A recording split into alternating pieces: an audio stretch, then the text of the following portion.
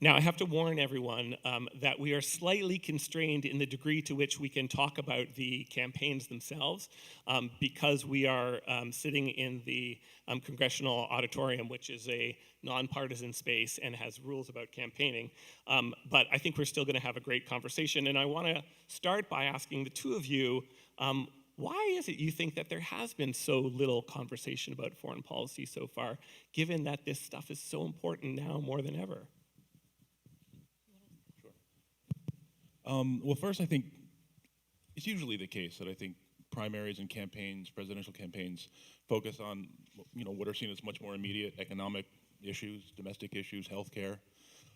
It's in rare circumstances, I think, that foreign policy issues raise to the level as a regular feature of the debate. But I think what is usually the case, and I think we've seen this during this primary, is that there are moments when foreign policy issues become immediately salient. I would say the Soleimani assassination is one example. Something in the news, it's an event, it's a crisis, it could lead to a larger crisis, and I think that is the opportunity for the previous months and years. So I understand that and I agree with it, but what's different today than in campaigns past is that the current office holder is conducting such a spectacularly disastrous foreign policy that it seems like there would be a lot of ammunition there to be used.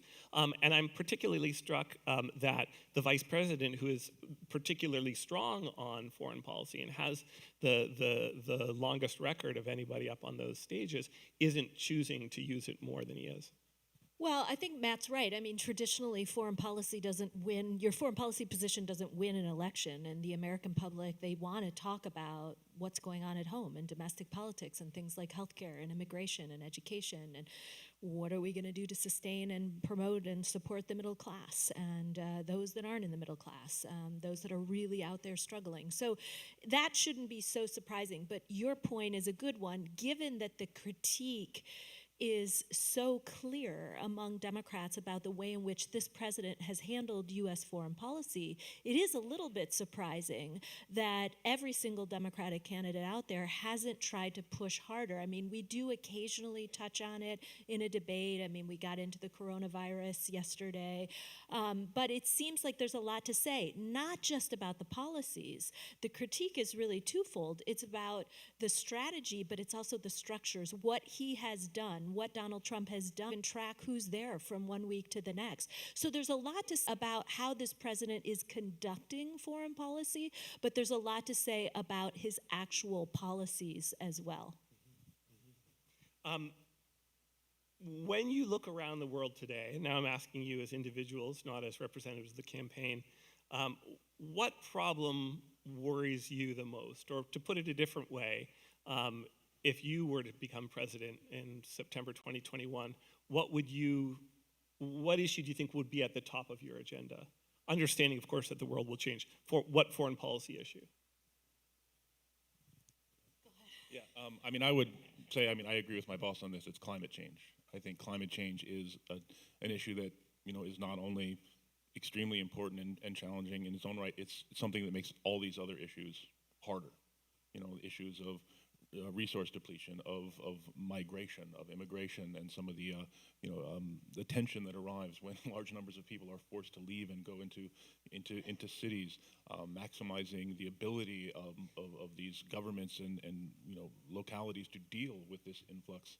So I think re-engaging, first of all, in Paris as a kind of floor of what we can do. I mean, it was an enormous achievement. It was a huge mistake of Trump, obviously, to pull out of Paris, but I think we need to see that as a baseline of what we need to do. So that's where I'd focus. Absolutely. I mean, same thing. Climate would be at the top of the agenda, and I think every single Democratic candidate out there has talked about the importance of rejoining Paris. But above and beyond that, there's a broader question about how to insert climate into every single government agency. I mean, this is an issue that spans the foreign policy and domestic communities, and this is kind of the theme of what's changed in U.S. foreign policy. I mean, the divide between the domestic agenda and the foreign policy policy agenda, which used to be so clear, is now quite blurry. And we have a whole array of issues, whether it's technology, disruptive technology, or climate change, that really crosses both sides of that divide. And we're going to need a government, not just policies, but again, back to my original point, a government that's going to be able to address this from all sides of the problem. What we do at home, what we do with partners and allies around the world, what we do institutionally, where does NATO fit, the UN, how do we work with allies? Is it kind of an EU-US thing? It's not a NATO thing, OECD, you know, trying to figure out how we're going to work with the world more broadly above and beyond Paris to tackle some of these associated challenges. Do you think that the damage done by the Trump administration to U.S. alliances and to the rules-based international order by Trump can be undone by the next president, assuming, of course, that Trump is a one-term president? In other words, can things snap back? And I'm thinking here about what happened when Obama became president, following a president who was enormously unpopular overseas at a time when the United States was enormously unpopular overseas.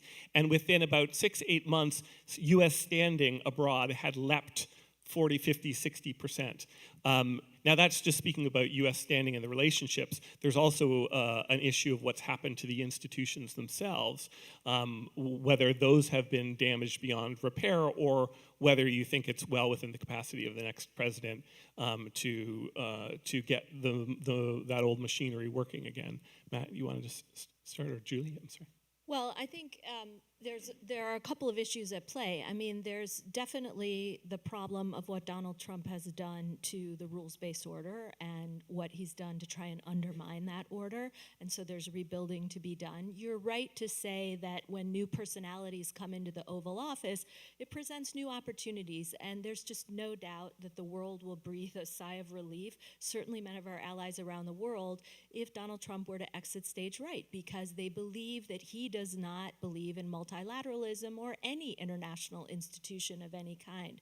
But all that said, I think we have to be clear-eyed, and our allies have to be clear-eyed about the way in which the international landscape has changed. It's not a matter of just walking in and flipping a switch and saying, here we are, we're ready to rebuild. We've got to build better. We're going to have to build differently. We're going to have to address some of those challenges that cross foreign policy and domestic issue sets.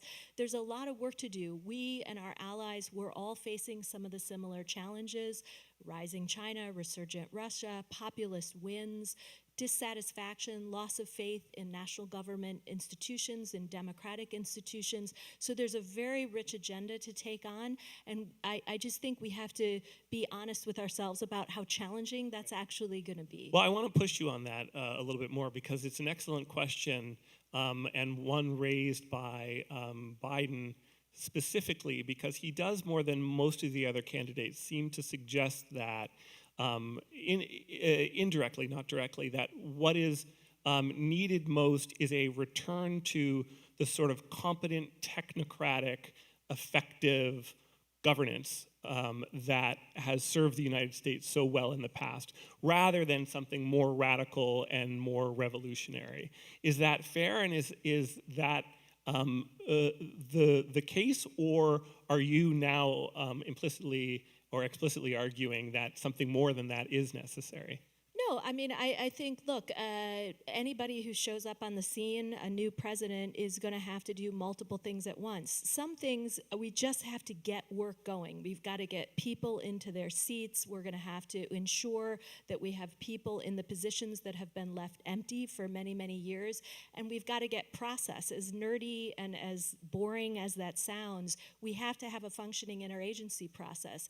So Joe Biden talks about some of the structures we have to return turn to. But Joe Biden also talks about all the new challenges we face. You saw in his foreign affairs piece recently, he talked about creating a kind of summit of the democracies, getting all the Democratic allies together, similar to what they did with the Nuclear Security Summit, and bringing them together to focus on a common agenda. So I think it's a mix. I think in some ways, you've got to start working on day one, and it's good to have, in my mind, somebody who has the experience that shows that they've been in the chair and they know kind of how government functions. That's good.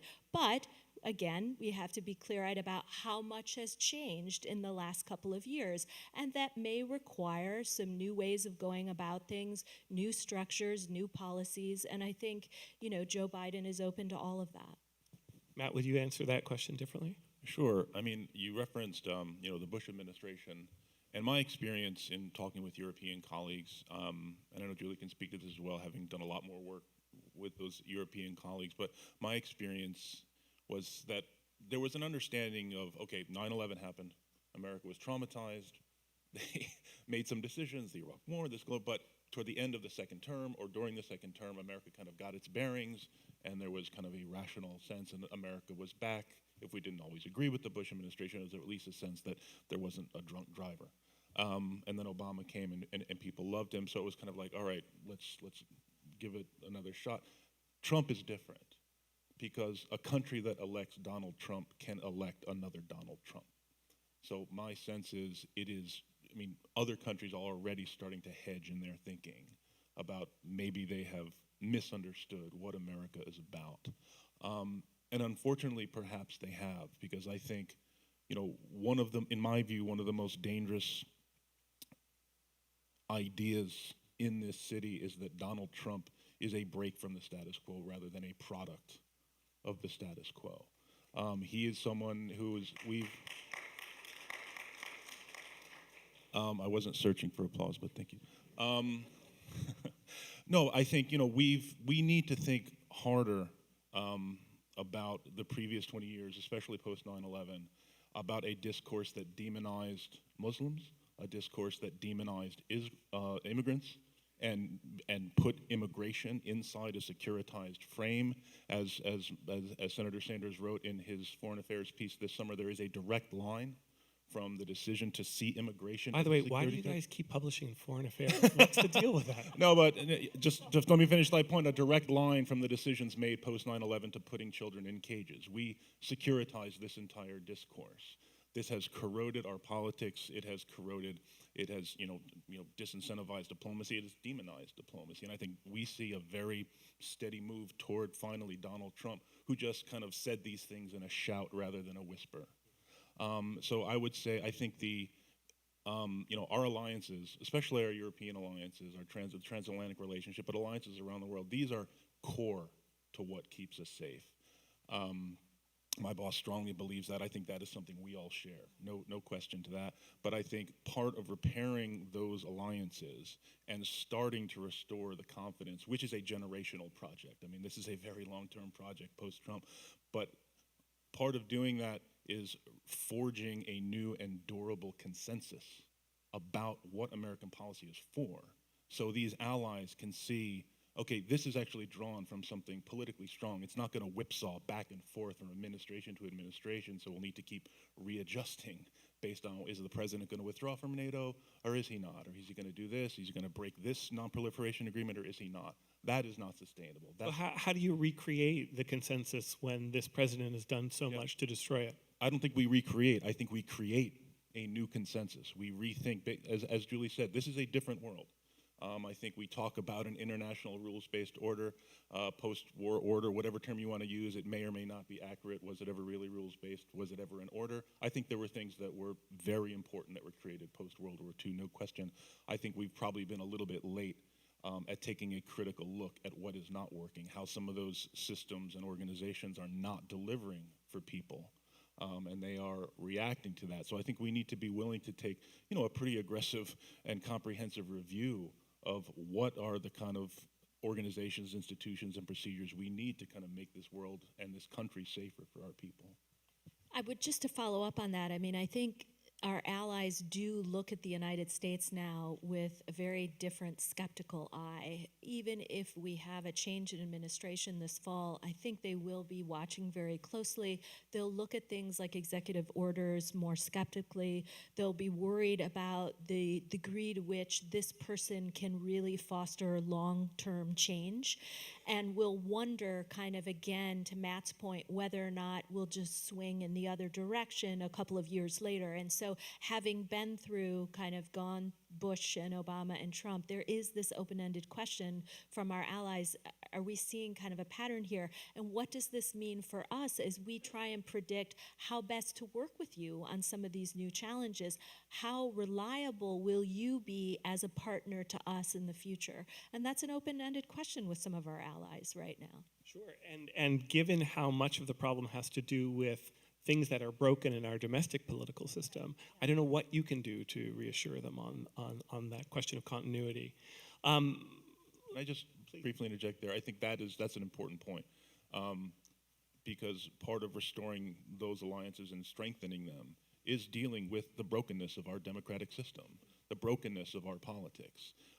And so in creating a foreign policy consensus, when I talk, it has to be rooted in an actual American political consensus. What are the responsibilities of this government to its people? We're talking now about a very broad set of issues: healthcare, criminal justice, racial justice, the housing crisis, the debt crisis, all of these things that if we want to have an actually effective foreign policy, we have to come up with a new kind of national compact about what we owe to each other as Americans. But when we've created a system where the incentives are so stacked against politicians making the kind of changes that would create a higher functioning system, whether it's the way that districts are gerrymandered, the way that the electoral college works, the way that the role that money now plays in politics, where do you get the power to change those things? I think you need politicians courageous enough to say the things and build the movement to get it done.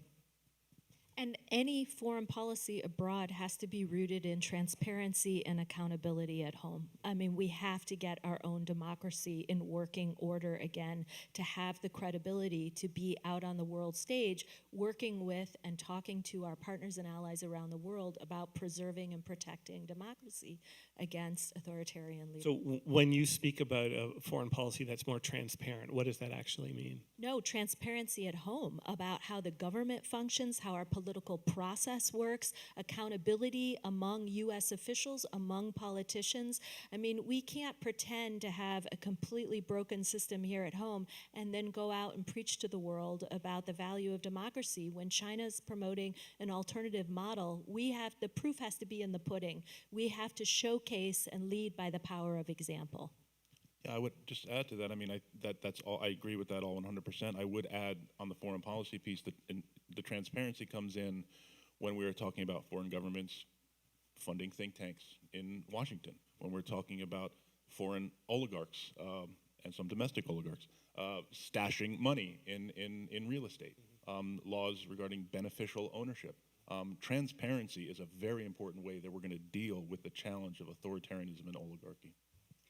Do you think, and Julie, I want you to take this one first, do you think that the next president, whoever she or he is going to find her or himself more restrained when it comes to the use of military force than previous presidents, given that we've now had two presidents in a row moving in that direction, and given that there does seem to be this groundswell of popular skepticism towards a militarized foreign policy? Yeah, I think there's certain threads here that you can see that easily cross party lines. I mean, the burden sharing debate is another one where you see President Trump out there really talking about burden sharing and banging up on our allies all the time.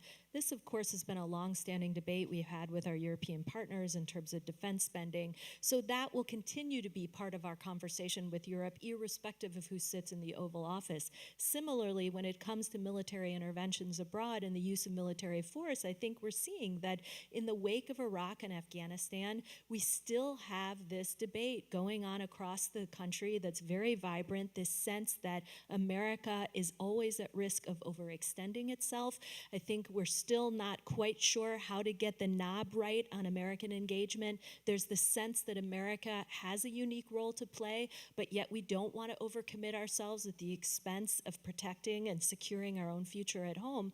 So I think you would see, again, a new he or she, whoever the next president is, come in and respond to that public sentiment, that feeling that America cannot run the risk of constantly trying to fix every problem out there, but without backing away entirely. And again, it's not easy to find that point on the dial of where you get American engagement just right. I mean, certainly I think all the Democratic candidates agree that we have to make more investments in the non-military tools in our toolkit to ensure that we're investing in development assistance, that we're investing in diplomacy, and we're finding something between soft power and hard power, that we've got a bigger band of tools there to rely on, so that we don't always reach for the military instrument, that it remains a tool of last resort. I'm going to ask you one more question, and then I want to open things up to all of you because you haven't had much chance to participate yet, and I apologize for that. I'm curious how you think the next president can reorient U.S. policy on Israel, given what the Trump administration has done recently by laying out or launching a peace plan, which is essentially a invitation to unilateral annexation by Israel of a great amount of territory in the West Bank. And in the process, setting a new set of parameters, the way that every U.S. president's map sets parameters, which future negotiations then refer to. What are the policy options on Israel for the next president, and have those options been limited by what's just happened? Well, we'll have to see kind of how it unfolds, this infamous peace plan that's been rolled out. But I mean, obviously it's been widely rejected by all the Democratic candidates, see that what a farce it is, that there's no peace for it for the Palestinians. And I think the future Democratic candidate, whoever it is, would want to return to the framing of a two-state solution, ensure that they can protect our friends in Israel, but ensure that the Palestinians are at the table and have a voice as well. Right now, this has been a one-way conversation, as far as I can tell. But it is complicated by the fact that this administration has tried to move out on an entirely separate and different proposal. Again, we'll have to see what happens in the remaining months of this year before our election. But my sense is that you would see a reverse course on the part of a Democratic candidate moving in an entirely different direction. Sure, I would just add to that. I think, I mean, Julie's right. I was gratified and I'm glad to see that there was, a round rejection from all the candidates to this plan. But I also think for the next administration, you don't have to reinvent the wheel. I think there is an existing body of international law and UN Security Council resolutions that apply to Israel-Palestine, 2 states on the 67 lines, self-determination, security for both peoples. That becomes harder day by day as the settlements continue, and that is, of course, what the settlements are intended to do, is foreclose the option of a 2-state solution. So I think the next president, my boss has said this, would be willing to apply greater pressure on both sides, but particularly on Israel, for some of these policies. But I think let's keep in mind the ultimate goal, and that is a resolution that affirms the rights of both peoples. And that's been the stated interest of multiple administrations, and certainly would be, I think, for the next Democratic one. Do you think that Senator Sanders, if president, would have a harder time negotiating with the Israelis, given the way that he has broken some of the sacred covenants of American politics, for example, by showing that he's willing to talk about making aid conditional? I think Senator Sanders has been clear about the principles that he supports and the goal, and it's a goal that is shared by, I think, a clear majority of Americans. I think he's been willing to be certainly more critical of Netanyahu in particular, as he has been very vocal and critical about kind of right-wing nationalists around the world, recognizing that as a global trend that's very problematic for those of us who support human rights and democracy. But at the end of the day, Israeli government is full of professionals who understand Israel's security needs. There are long-standing relationships at various levels between the U.S. and Israel, and we don't think we'll have a problem moving forward and trying at least, and probably finding very quickly some common ground. Okay, I'd love to take some questions from the audience now. When I call on you, please just wait for the microphone and stand up before you speak. This gentleman in the second row here, please. Shall I? Okay. Francis, he's here in the second row.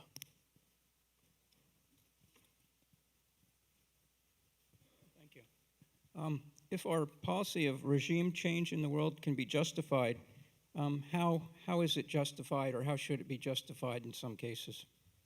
Let's take another couple of questions. The lady in the fourth or fifth row on the aisle. And then here in the first row. Francis, right there, please. In the middle aisle.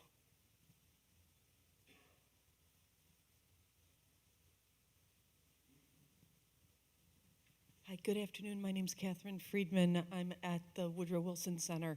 I'm a global fellow there, and I work primarily on U.S. foreign policy with regard to Canada.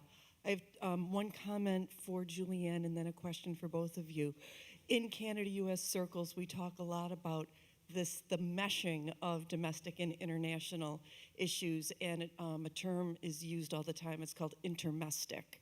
If you think about trade, labor mobility, immigration, economic innovation, it cuts across all those boundaries. So I just offer that term to you to use as you want to or not. My question for both of you, if your candidate wins in November, what is the guiding principle or the new North Star in foreign policy that your candidate will have that will guide foreign policy in his administration over the next 4 years? What is that new North Star? Great, thank you. And then just down here in front, please. And then we'll answer those, and then we'll get some more questions.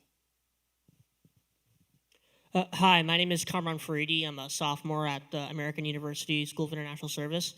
I had a question for Matt. If the United States implemented a Green New Deal, what would its implications be for U.S. foreign policy? Because a lot of our foreign policy is based off our reliance on petroleum. And would the U.S. work with other governments around the world to implement their own Green New Deals? Thank you. So we have when and under what circumstances would regime change be justified? What would be the foreign policy North Star, the guiding principle for your candidate, and what would be the implications internationally of a Green New Deal? I'll take North Star for 200, Okay. If you don't mind. I think one theme, I mean, there's so much to talk about, and again, we both noted how important climate change is, but in terms of a guiding principle for kind of progressive foreign policy, democratic foreign policy, I think the emphasis on alliances and allies is going to be critical. This sense that no global challenge, nothing that we face right now, whether it's China or Russia or Iran or North Korea or climate change or how to cope with disruptive technologies, none of that can be addressed without allies. And right now we have an administration that is undermining those relationships. China and Russia wish they had the network of partners and allies that we have, or that we used to have, which is slowly seems to be fading. But what you would see the next president, a Democrat, coming in doing is reinvesting in those relationships and ensuring that we can fortify our collective hand to cope with these international challenges. So if I had to list kind of one theme, I think that's central to U.S. foreign policy in the future. I'll try to let's say first the regime change question is pretty easy, let's not do it. On the question of the Green New Deal, I mean, absolutely. I mean, this is a global issue. We need to do a Green New Deal here, but we need to work globally, starting, as I said, with Paris. And we understand, I mean, we are going to be taking on some very serious interests. I mean, oil and other fossil fuels have been central to American security concept for a long time, so we don't diminish this challenge. But I think it's become increasingly clear that this is an extremely urgent challenge. So we would seek to work with others around the world who understand this challenge, and that number is growing. So it's, it'll take a great effort, but that's what we have to deal with. On the question of the North Star, I might, instead of saying a North Star, I might put it as maybe, the twin sons of Tatooine. Little Star Wars joke there. And I would say what those two are is, one is that, these are things that we were talking about earlier, is the strength of our democracy and the role that that plays in powering an effective foreign policy and a consensus to power that foreign policy. And the second is alliances. I think those are kind of the two sons or the two pillars of what a really effective foreign policy for this new era are about. Let me ask a follow-up to that, which is there any content to the phrase a socialist foreign policy? Does domestic socialism necessitate anything when it comes to international affairs? Democratic socialism, Yeah. you mean? Yeah. No, I think this is Senator Sanders' vision about what the American government and American citizens, what our country should be about, how we should take care of each other, what we expect from our government to provide for us, what the relationship is, but amongst peoples, beyond government in civil society. So I think to the extent there is, I think that's really what it is, rooted in a new democratic consensus about what we owe to each other and what American society should look like, how people should not be going into bankruptcy because they had one sickness, how people should not be working years and years and years to pay off their student debt.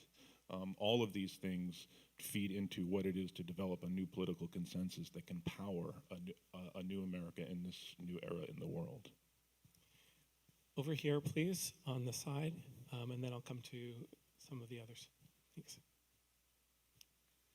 Hi, I'm Jeff Ramsey. I work at the Washington office on Latin America, or WOLA.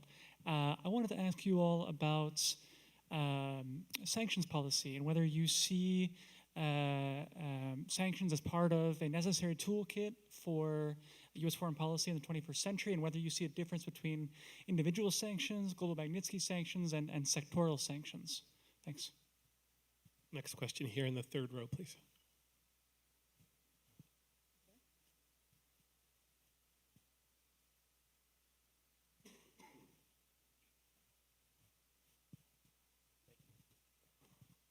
Hi, Matt. Thank you so much for being here. You and your boss have done an excellent job at denouncing U.S.-backed regime change operations since World War II. At the same time, Bernie Sanders has received some criticism from those on the left in that he adopts a Manichaean Cold War framework for looking at the world. He has said, for example, things like he wants to work in solidarity with promoters of democracy around the world, including in places like Russia.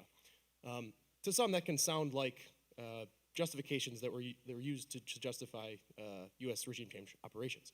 How do you thread the needle between not engaging in regime change operations and promoting democracy? I ask as a fervent supporter of your boss.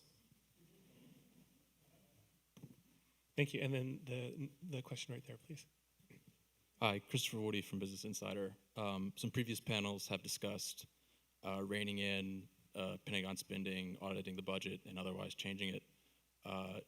Do you feel that's necessary? How would you go about that? And when it comes to getting Congress on board, what would you do to make them, get on board with that? Can you repeat the first part of the question again? Previous panels talked about reining in and changing the defense budget and Pentagon spending and auditing it.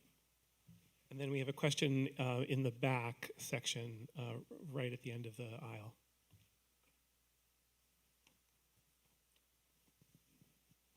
Thank you. Max Blumenthal, The Gray Zone.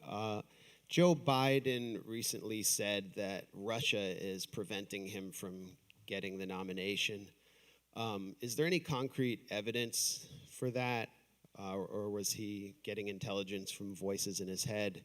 And we've also heard that that Russia was interfering for Bernie Sanders, and the campaign's response has been to, in the words of Ro Khanna, trust the intelligence agencies, including apparently people who operate in clandestine fashion.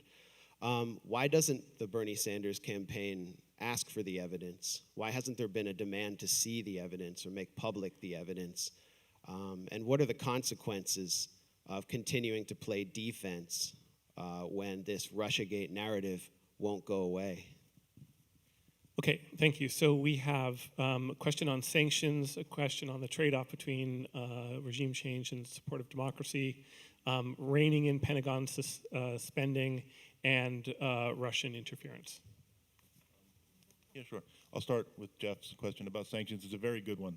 I think the next administration, I think an important project will be to bring some coherence to our sanctions doctrine. If we can even, there is no doctrine right now, we just use sanctions all over the place for a whole bunch of reasons. It's a very easy way for people to raise their hand and say, I hate this thing, I'm going to sanction it. And we end up with this thicket of sanctions and overlap, and it just becomes difficult to define what we were trying to do in the first place. And let's be honest, in some cases, that's the point. I mean, we have certain very hawkish, factions that really want to prevent diplomacy from taking place, and one of the ways they do that, particularly with Iran, but in other cases as well, is to just keep piling on new sanctions that makes the actual practice of diplomacy impossible.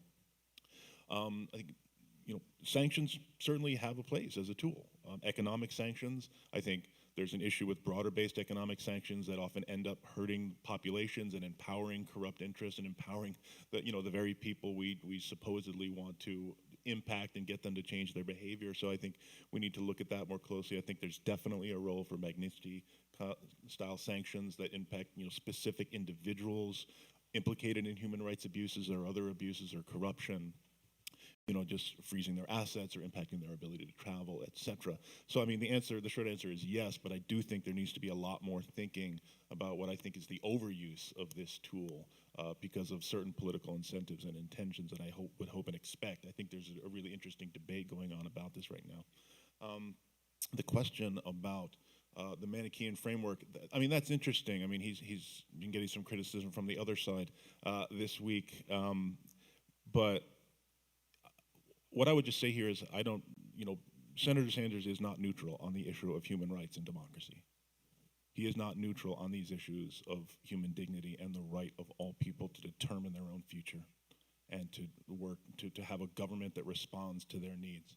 And I think that is what he's talking about. He recognizes we're in an era right now where we see authoritarian movements, we see fascist movements, we see racist movements, and figures exploiting people's grievances, exploiting the fact that in a lot of cases governments simply have not delivered for their people, exploiting corruption.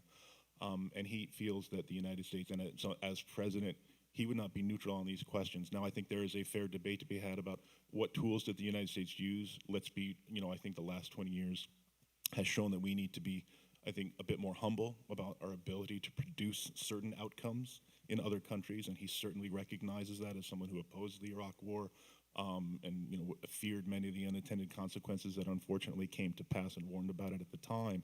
But that doesn't mean we are powerless. And again, coming back to trying to develop not only a consensus here, but a consensus among our democratic allies and trying to expand that circle of democratic allies to stand up and support international norms in favor of human rights and human dignity. I think I had a couple more, but just on the question of Russian interference, as has been reported and the senator has said, he was briefed on this question. He was briefed convincingly. He made his views clear. He rejects any interference by Russia or any foreign government, and he thinks it's very important. And as president, he would work here and with allies to protect our democracies from any interference in the future. On the sanctions policy, I mean, I think the fact that we've seen this reliance on sanctions in recent years, not just the use with the current administration, we've seen the Obama administration also leaned on sanctions. I mean, to me, indicates that it goes back to the point about the gap between diplomacy and conventional military power, that we're eager to fill the void. We want something between a diplomatic mission and a meeting and using conventional forces. And when we look in the bucket, we don't see too many tools in there. We keep reaching for sanctions. Sometimes it works, sometimes it doesn't. As Matt noted, it can go the other way. You can end up hurting the very people that you don't want to have an impact by what you're doing. And so there does need to be, first of all, as kind of step back, do an assessment of kind of what we've learned in recent years from this whole alphabet soup of sanctions. I mean, as you noted, there's a whole array of tools there. But also then the bigger conversation and the harder conversation is, what do we continue to rely on above and beyond sanctions going forward? What additional tools can we add to our toolkit so that we don't have an over-reliance on this single tool? So that's on the sanctions bit. On defense, I mean, obviously every Democratic candidate out there is going to stand up and advocate for a strong defense. There's a big debate in the party about whether or not, I think everyone will also simultaneously say that they want to invest more in non-military instruments.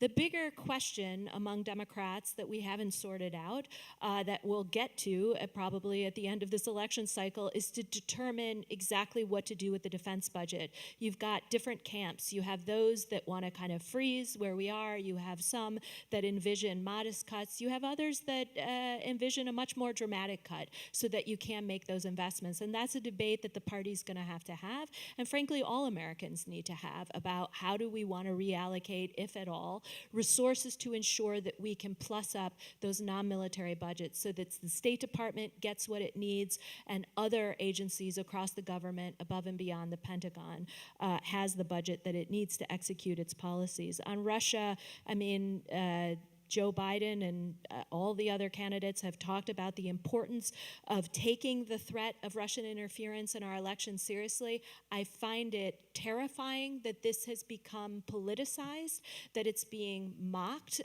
by the president as some sort of political trick or hoax. That's absolutely terrifying given what we know about 2016, given what we know about what they've done in other elections around the world, efforts to support Marie Le Pen in France, and what they're planning to do this fall in the United States. So we have a lot of work to do. I wish our president were taking that threat seriously, but certainly if we have a change in administration, that person needs to address this threat first and foremost and make it a top priority. Okay, we have time for a few more questions. Here, and then here, please. So, Francis, third row. Just wait for the mic, please. Hi, my name is Keon Rahim Najad. Seeing that President Trump pulled out of the JCPOA and that even during the Obama presidency, sanctions relief to Iran was being sabotaged by hawkish members of Congress, considering that Vice President Biden and Senator Sanders seek to fully restore the United States' commitment to the JCPOA, what will either of these two candidates do as president to prevent another reversal by a future president or hawkish elements in Congress that will once again hurt U.S. standing throughout the world? Thank you. Next question is there. 2 rows back.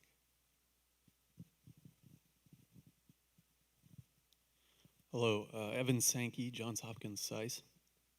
To her enormous credit, Senator Elizabeth Warren is, I think, one of the only candidates who has raised the issue of our strategic nuclear posture.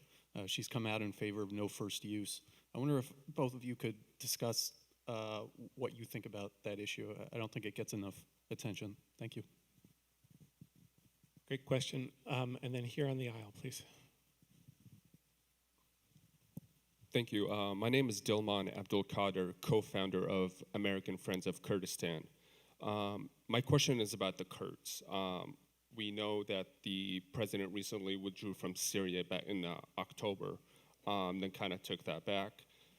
But what is the candidate's policy, both Vice President Joe Biden and Senator Bernie Sanders, on the Kurds specifically? Because we tend to look at the Middle East in the lens of Iran, Iraq, Syria, and Turkey, but the Middle East is rapidly changing, and the Kurds are known to be our reliable and secular partners. And they've risked their lives. They've lost over 10,000 in Syria and 2,000 in the KRG, the Kurdistan Regional Government. So what is specifically the policy on the Kurds, not Iraq or Syria or Turkey, but on the Kurds? Thank you. So we have how, if the next president enters the JCPOA, do they make it stick and convince Iran that it's going to stick? What would the candidate's nuclear posture be specifically on the question of no first use, and what's their position on the Kurds? Maybe I'll work backwards. On the Kurds, I mean, I think if you look back at how Joe Biden responded to the president's decision to leave Syria, I think it's pretty clear where he stands. I think he was absolutely just flabbergasted about, as everyone was. I think that this decision, the speed with which this decision was taken, and how we've essentially abandoned an ally that was playing an absolute critical role on the ground in Syria, and what this says about U.S. credibility and commitment to partners and allies like the Kurds around the world. I think it sets a very dangerous precedent. I think Joe Biden would agree with that.